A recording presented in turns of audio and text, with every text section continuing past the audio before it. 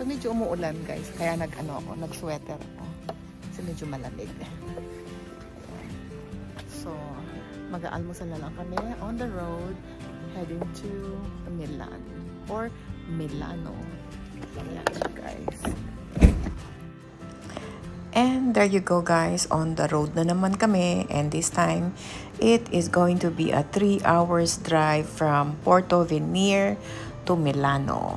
So samahan nyo kami.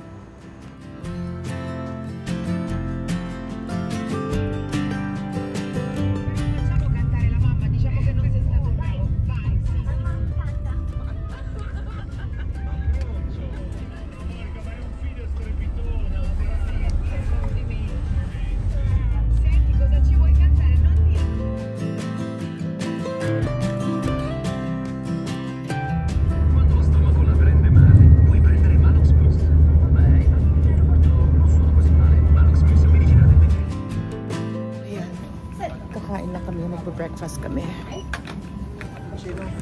Oo. Bes. Ano sa'yo dito? Ako, hot water lang kung meron. Pero kung wala, yung tubig ko pwede na. Anong kakainin mo dito?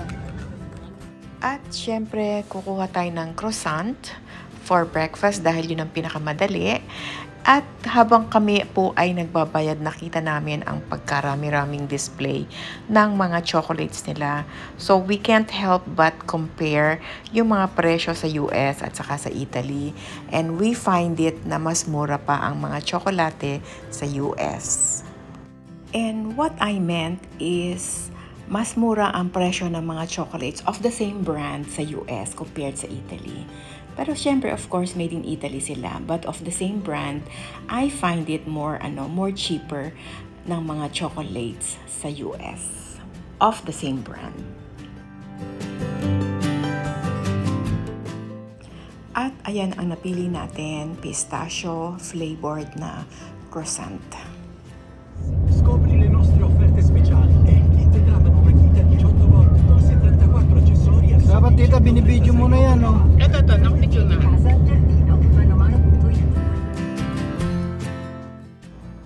Alright guys, we are almost in Milan. Milan is a metropolis sa Italy's northern Lombardy region. Siya ang global capital of fashion and design. And it is also home to the National Stock Exchange, and it's a financial hub also known for the high-end restaurants and shops. At nandoon din ang famous na Gothic Duomo or ang Duomo di Milano.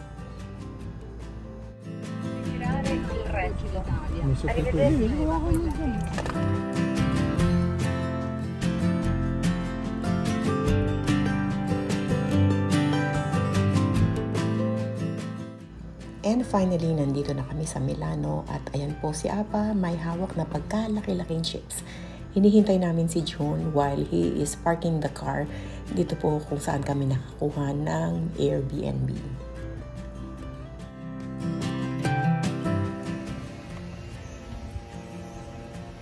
Sa Milan na kami guys. Milan.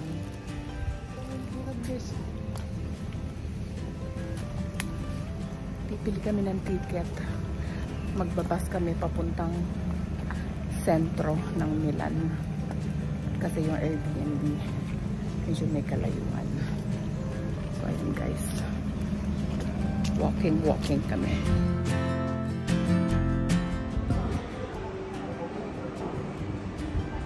Bababa tayo ng kaysa sabili tayo ng bilhin ng duel. Kasi bawat sakay 12. Sa Roma naman, 1. Ayan guys, bubili kami ng ticket. Sasakay kami ng metro, papuntang sentro ng Milan. Sarap tignan mo dito. Mas malinis yan.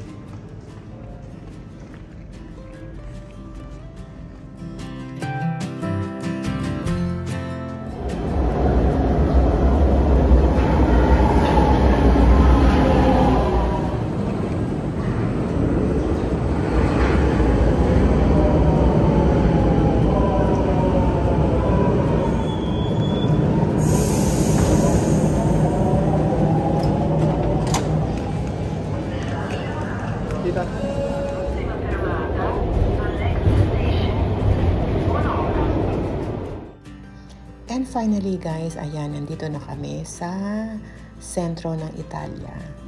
At makikita nyo, ayan, nandyan na ang famous na Milan Cathedral or ang Duomo de Milano.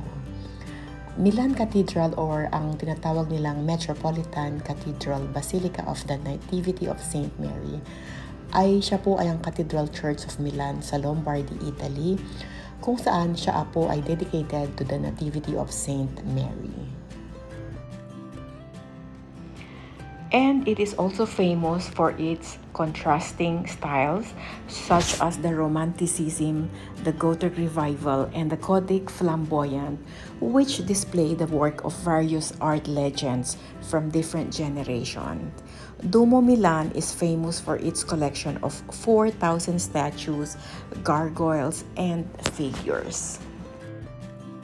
And my friend, if you are in Italy, make sure bumisita kayo sa Duomo Milan. Depende kung saan kayo manggagaling. So nanggaling kami sa Portovesme and it took us 3 hours drive papunta dito. It is worth visiting the Duomo. Napaka-stunning na cathedral, napakaganda ng mga stained glass windows nila at libre ang pagpasok sa cathedral. It is obviously a must-see when in Milan. Unfortunately guys, hindi na kami pumasok sa cathedral kasi gaya ng sinasabi ko, ang haba ng pila, ang daming tao. So, naglakad-lakad na lang kami dito at nang makapunta pa kami doon sa may galeriya.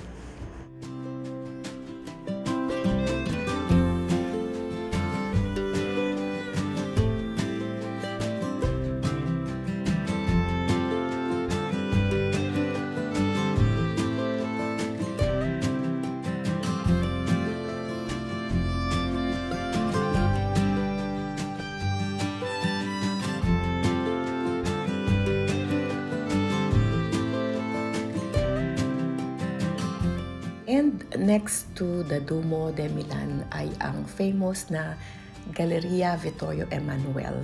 Ito po ay ang high-end na shopping mall na nakikita nyo malapit sa Duomo.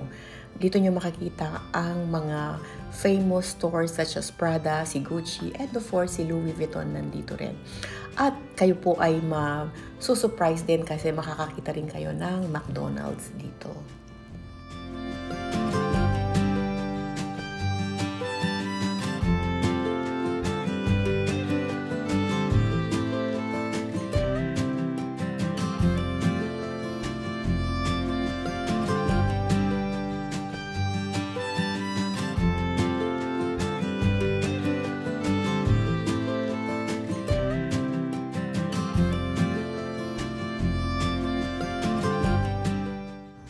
At dito nyo rin makikita ang famous mosaic ng The Legend of the Bull. So while no one knows kung ano yung tradition and how it got started, many people believe that if you touch the little Torino mosaic, magbibigay daw sa inyo ng good luck. So legend has it that if you spin around 3 times with your heels, magbibigay daw sa inyo ng good luck. So tinry namin ni Blessy.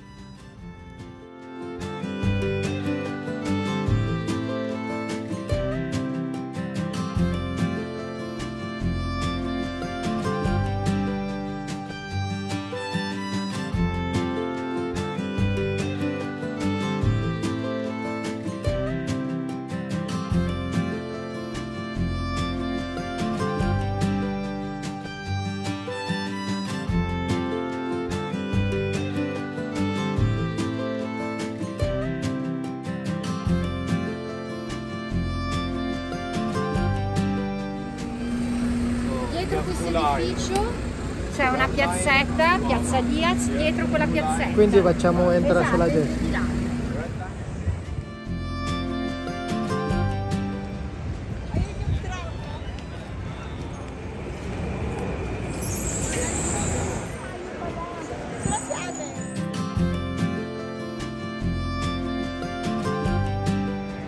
Maganda pa yung ulap, oh. Ako naman.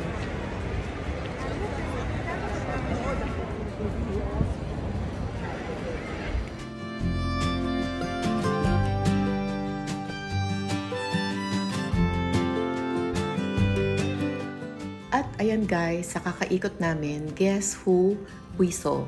Ayan, nakakita kami ng malaking bubuyog sa Milan.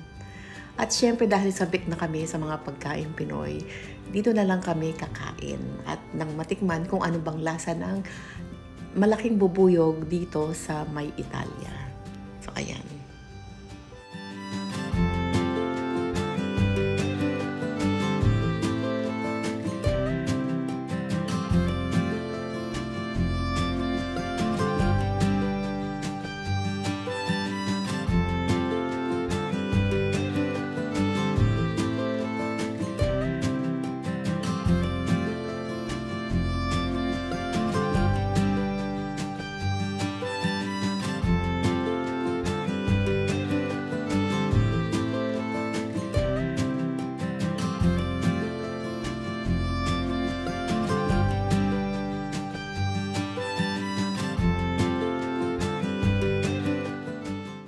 At ayan guys, dahil ilang araw na rin kaming kumakain lagi ng Italian food, syempre sabik din kami sa mga pagkaing Pinoy.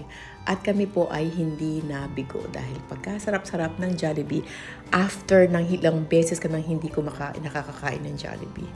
Ang sarap siya. So, talagang masarap ang chicken ng Jollibee.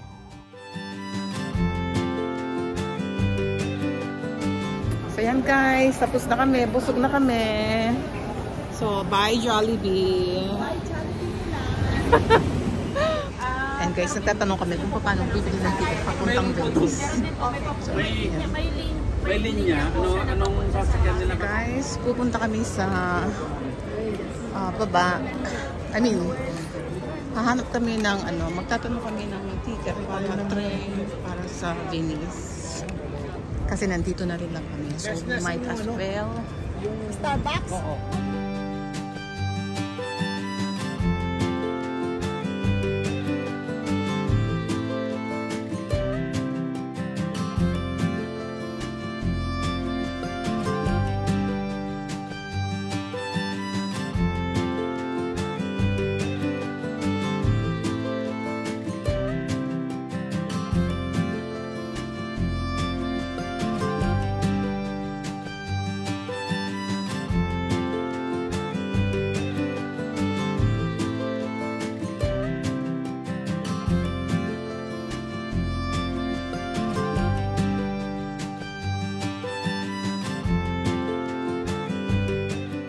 Nandito na kami ngayon guys sa Milano Central Railway Station kung saan ito ang isa sa pinakamalaking railway station sa Italy kung saan marami ang mga passenger flow.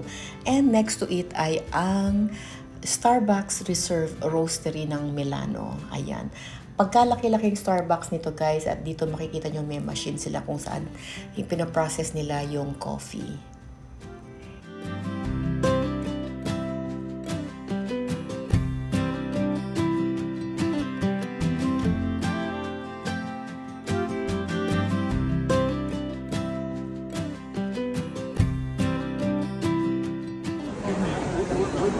Anong orderin mo ba? Cheesecake, Fruto del Bosco.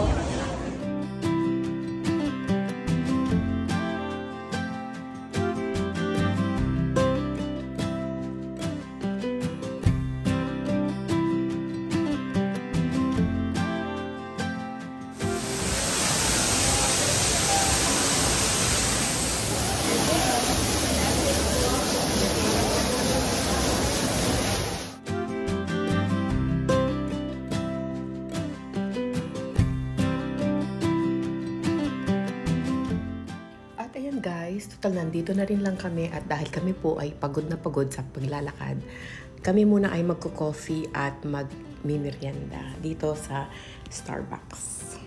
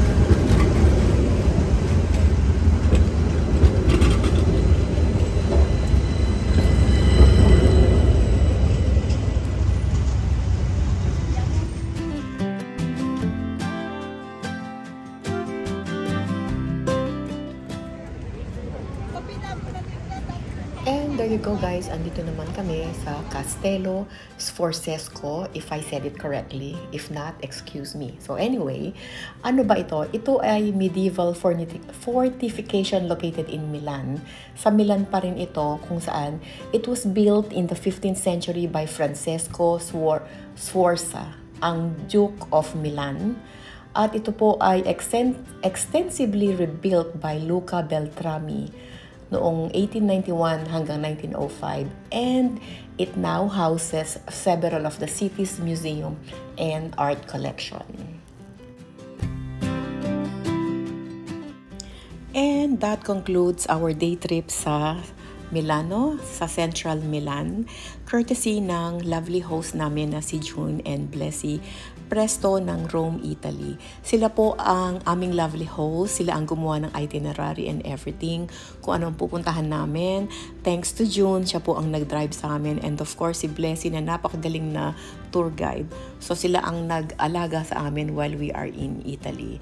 At uulitin ko po, kami po ni Rolette, kami po ay husband and wife who retired in our early 60s to enjoy our retirement. And what we did is, nag-travel kami para naman ma-enjoy namin yung aming retirement while weekend. And so, eto na po kami ngayon, pabalik na kami sa metro station at kami po ay pabalik na sa aming Airbnb. And I would like to say thank you for watching. Thank you for supporting our channel, and I hope you like, comment, share, and subscribe. By doing so po, you are again helping us grow our channel. So again, tayo po ay mag-enjoy lang habang kaya po natin. And abangan nyo po ang ating kasusunod na continuation nito ay ang ating trip to Venice, Italy. Thank you so much!